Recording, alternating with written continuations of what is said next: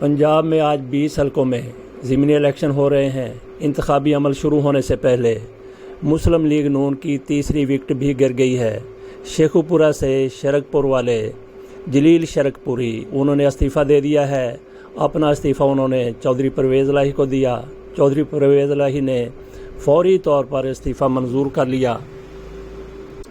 जलील शरकपुरी की तरफ से पीटीआई में शामिल होने का भी ऐलान किया गया है।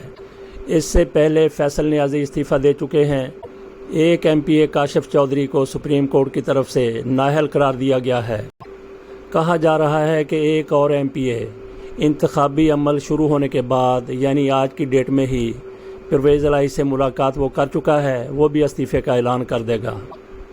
परवेज़ इलाही से मुलाकात करने वाले इन एमपीए का नाम गियासुद्दीन बताया जा रहा है। यहीं पे बस नहीं, परवेज़ इलाही इसके अलावा भी बहुत कुछ कर रहे हैं। कुछ लोगों की तरफ से, ख़ासकर मुस्लिम लीग नून के हलकों की तरफ से शदीद तनकीद की जाती थी कि परवेज़ इलाही छुप कर बैठे हुए हैं, उनका इंतखाबी मुहिम के हवाले से कोई किरदार नहीं है। ये उनका किरदार था, यही वो कुछ पहले करते रहे हैं, यही उन्होंने आज किया है। देखते हैं मज़ीद कितने वो एमपीए तोड़ लेते हैं।